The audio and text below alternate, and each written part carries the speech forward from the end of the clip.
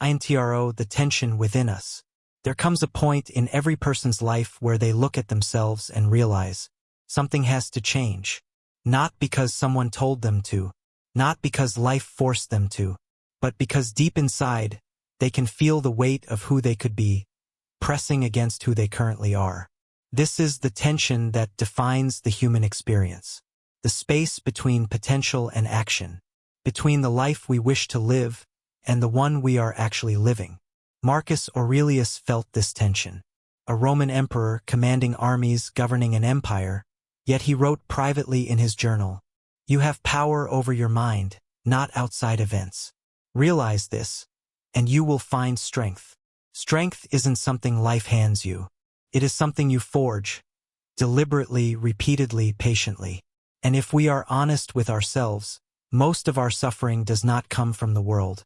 It comes from our lack of mastery over ourselves, our impulses, our fears, our reactions, our habits, our lack of direction. We don't suffer because life is cruel. We suffer because we haven't learned how to stand up to ourselves. Seneca put it simply, we suffer more in imagination than in reality.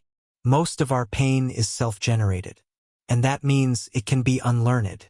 But transformation cannot happen by accident. It begins the moment you say, "I refuse to live as a slave to my lesser self." From that moment forward, the path is clear, not easy, but clear. Stoicism is not a philosophy of retreat. It is a philosophy of becoming powerful, in the only place where power truly matters, within. This is the journey of self-mastery. Not dramatic, not loud, but relentless. Today you start that journey. Let's begin. Part 1: The Modern Struggle. Why we feel lost. Look around you. The modern world is overflowing with comfort, but starving for strength. Everything is easy now: food, entertainment, distraction, all one tap away. But ease has turned into weakness. We have forgotten how to endure, how to hold ourselves accountable, how to live with discipline and clear purpose. People say they are lost, but what they really mean is, they have stopped leading themselves. Because if you do not command your mind, something else will. Algorithms will. Advertising will. Your urges will. Your anxiety will. The expectations of others will. This is the quiet tragedy of our era. We have more freedom than any generation before us, and yet we act more enslaved. Epictetus warned us about this exact fate. No man is free who is not master of himself. You can have money, followers, status, and still be a prisoner to your impulses. And here is the truth most people run from. The reason you feel lost is not because life has no meaning. It is because you have not chosen a direction and committed to it. People want clarity before action. But Stoicism teaches, clarity comes from action. You don't find yourself by thinking. You find yourself by deciding. By saying, "This is who I will be. This is what I stand for. This is the standard I hold myself to." And then living that standard every single day, especially when it's uncomfortable. The modern world has trained you to avoid discomfort. Stoicism trains you to seek it. Because every time you choose difficulty over ease, you forge strength. Every time you rise when you could relax, you build character. Every time you discipline your mind, you reclaim your life. Marcus Aurelius wasn't powerful because he was emperor. He was powerful because he commanded himself. The world does not need more soft talk about finding yourself. The world needs individuals who know how to lead themselves, with clarity, purpose, and unbreakable will. This is why you feel lost, because your potential is calling, and you've been ignoring it. The cure begins the moment you say, "No more. No more drifting. No more waiting. No more excuses. No more negotiating with your weaknesses. The old version of you has expired. It's time to take yourself seriously. It's time to look yourself in the eyes and command obedience. Not from the world, from your own mind." Part 2: What Stoicism really aims to cure. Most people misunderstand Stoicism. They think it means being emotionless, quiet, calm, passive, indifferent. Wrong. Stoicism is not about killing emotion. It is about killing the weakness that controls you. The Stoics were warriors, generals, statesmen, men who faced death, chaos, betrayal, war. They didn't have the luxury to collapse under their own feelings. They had to lead themselves, especially when the world was on fire. Stoicism is a system for strengthening the mind, so that no matter what happens, you remain unbroken. So what does Stoicism actually cure? 1. It cures confusion. Most people don't know who they are or what they want. Stoicism gives you clarity, what is in your control and what is not. Once that is clear, life becomes simple. Not easy, but simple. 2. It cures emotional slavery. Anger, fear, envy, insecurity, approval-seeking. These are chains. Stoicism cuts those chains. Epictetus said it perfectly. If you are disturbed by anything outside your control, the pain is not due to the thing itself, but your estimate of it. The enemy is not the world. The enemy is your interpretation of it. 3. It cures weakness of will. You know what you should do. You simply don't do it. Not because you are incapable, but because your desires have more authority over you than your principles. Stoicism reverses that hierarchy. You make the mind the commander and the body the soldier. 4. It cures lack of direction. Life becomes unbearable when it is aimless. The Stoics believed your life must be aimed at virtue, growth, excellence, contribution. Without a mission, you rot. With a mission, you ignite. Seneca said, "If a man knows not which port he sails, no wind is favorable." Without a direction, every day feels the same. With direction, every day becomes a step forward. Stoicism is not passive. It is discipline married to purpose. It trains you to see reality without distortion. Control what is within your power. Accept what is not. Act with precision. Stay unmoved by chaos. And press forward, regardless of how you feel. This is why Stoicism is needed today more than ever. Modern life has made people oversensitive, distracted, overstimulated, emotionally fragile. We are drowning in comfort and starving for character. Stoicism rebuilds what the modern world has successfully destroyed: the ability to lead yourself.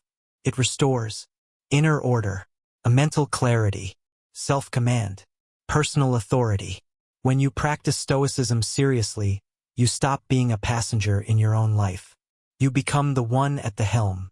Part 3: The Inner Enemy. Our untrained mind. The greatest enemy you will ever face is not out there. It is not society. It is not other people. It is not fate, bad luck, circumstances, or the past. Your enemy is inside. It is the untrained mind.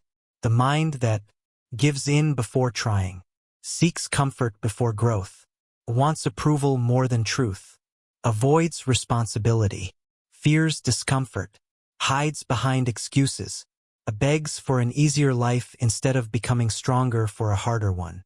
That voice inside you that says, "Not today. Maybe later. It's fine the way it is. I'll start tomorrow." That voice is the cage. Epictetus said, "No one is enslaved more than a man who thinks he is free while he is not."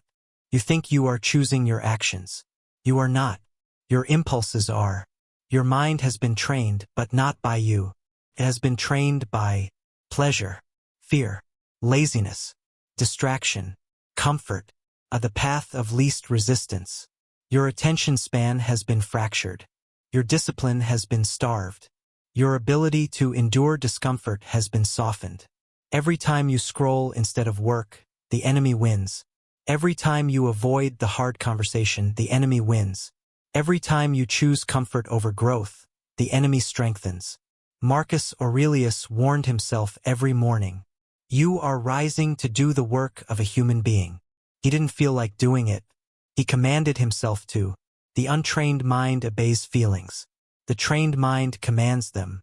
This is the difference between the slave and the master, the lost and the focused, the weak and the unbreakable.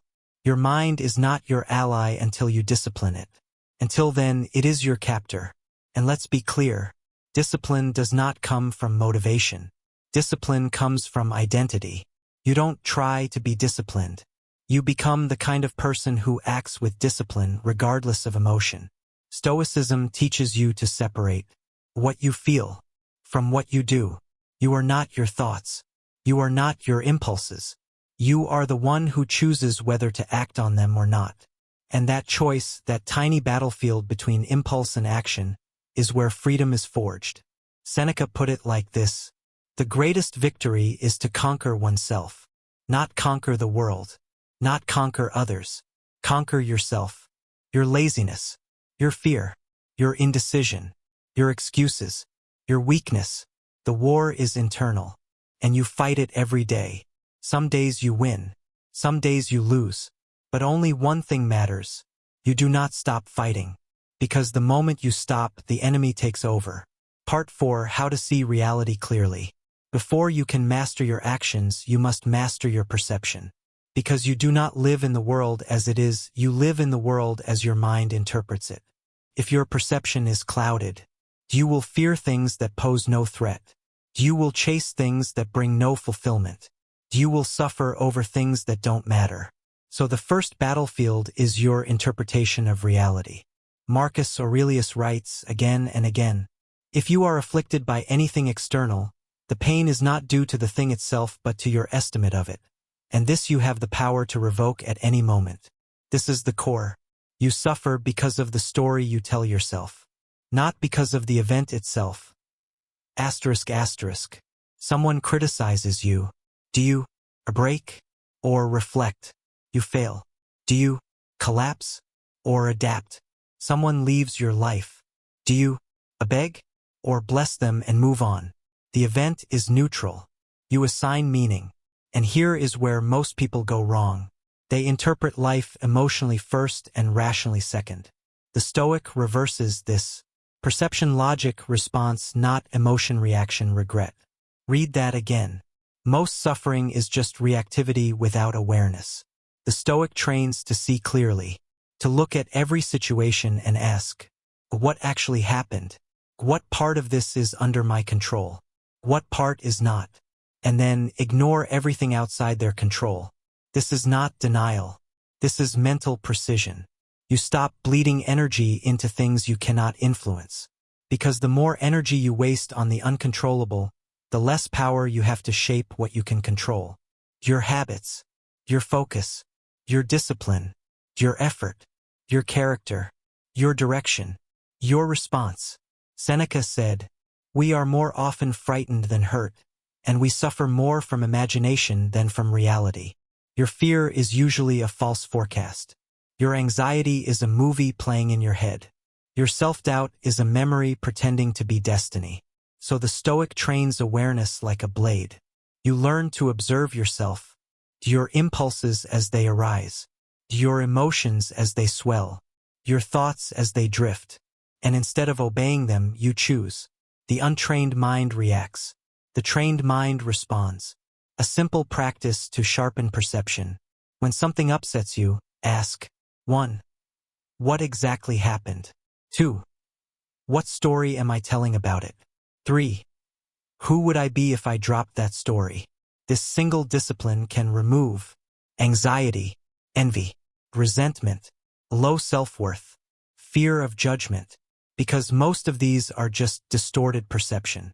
When you see clearly, your power returns. And once perception is clear, we move to the second battlefield. Your actions. How you show up. How you move. How you work. How you build. How you live when no one is watching. This is where character is forged. Part 5: How to strengthen character. Clarity means nothing without execution.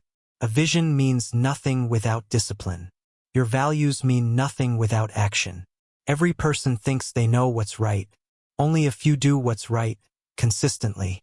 That is the difference between potential and power, hope and will, a dreamer and a commander of self. The Stoics did not admire beliefs. They admired behavior. Marcus Aurelius didn't write about character to sound wise. He wrote it because every day he had to fight his lower self. He wrote, waste no more time arguing what a good man should be. Be one. You already know what you should do. You are simply not doing it yet. The first rule of action. Do what needs to be done, especially when you don't feel like it. Discipline begins the moment you act against your mood. If you train only when motivated, you are a slave to emotion. If you train especially when unmotivated, you are building command. You do the work when tired, when bored, when stressed, when uninspired, when no one will applaud you, when no one will know, because you do not work for approval. You work to become dangerous to your former self. The second rule of action: focus on what is yours to control. The Stoics asked one question constantly: is this within my control? If yes, do it with full force. If no, release it instantly. This creates clean effort. Most people burn energy complaining, comparing, doubting, and hesitating. The Stoic burns energy building. Where others talk, the Stoic executes. Where others fantasize, the Stoic acts. Where others hope, the Stoic decides. The third rule of action: hold yourself to a higher standard silently. Character is proven in private. How you train when no one sees. How you speak to yourself when you fail. How you show up when you're tired. How you behave when you gain power. The world will never know your inner battles. But you will. And if you betray yourself, you will feel it. Self-respect dies quietly, one compromise at a time. Seneca said, "We should every day call ourselves to account." Reflection is not self-criticism. It is self-discipline. You ask yourself, did I act with courage today? Did I avoid the work I needed to do? Did I let emotion make decisions for me? Did I honor my mission or drift from it? Because the standard you hold in private becomes your identity in public. The fourth rule of action: do fewer things, but do them with ruthless consistency. The enemy of greatness is scattered effort. The Stoics believed life is not about doing everything. It is about doing the essential things with excellence. One purpose, one path, one direction. You do not need a 12-step system, the perfect plan, the motivational speech. You need the clear target and the discipline to move toward it daily. Your character is not shaped by grand gestures. It is shaped by repeated small victories over yourself. Wake up when you said you would. Do the work you said you would. Say no to what weakens you. Say yes to what strengthens you. These are acts of identity. Every time you win over the weaker self, the stronger self takes the throne. This is how warriors are made. Not by words, by daily silent self-conquest. Now we enter the final discipline, the one most people avoid because it demands complete courage. Not controlling the world, but learning how to face what you cannot control without folding.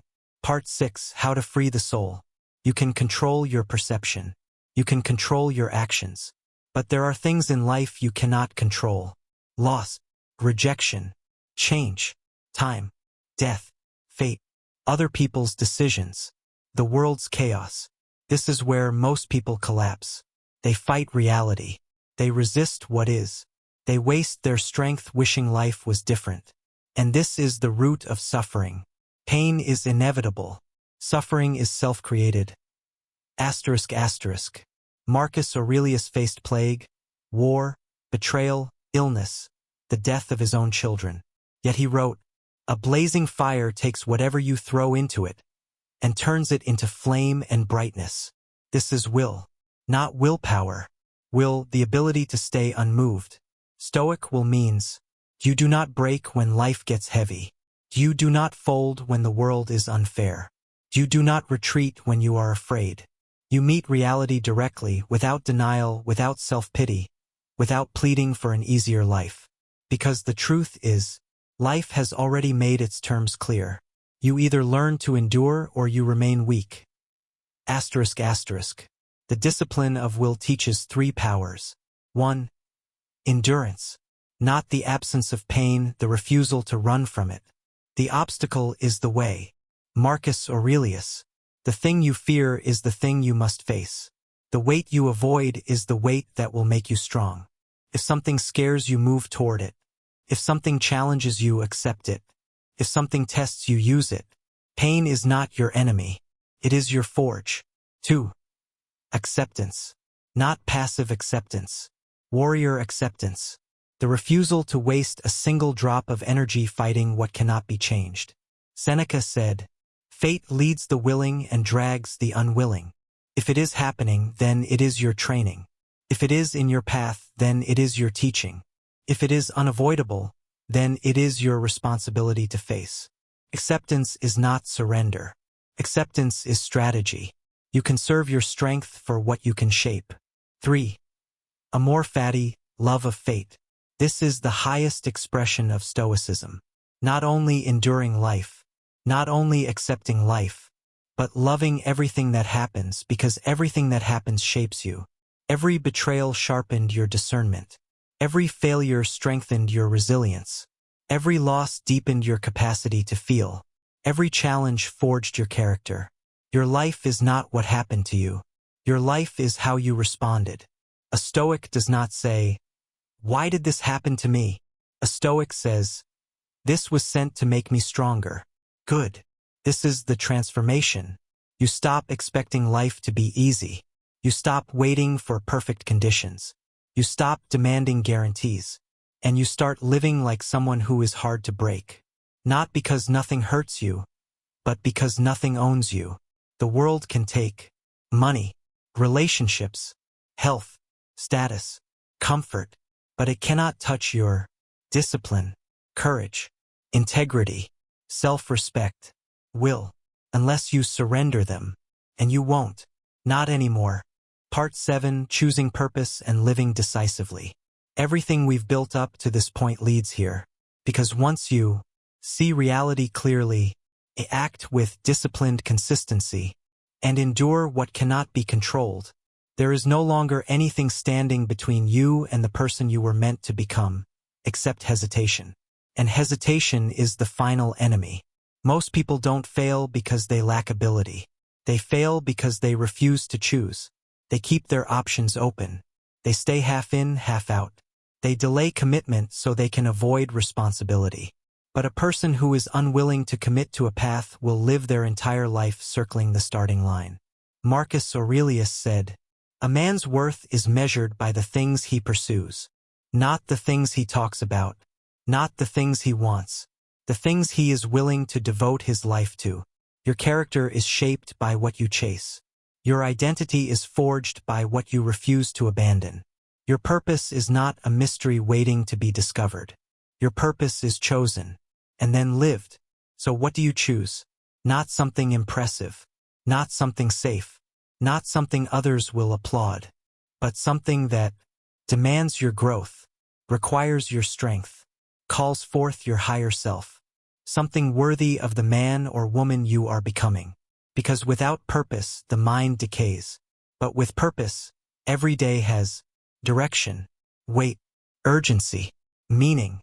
When you choose a purpose, you are saying, "This is the hill I am willing to climb."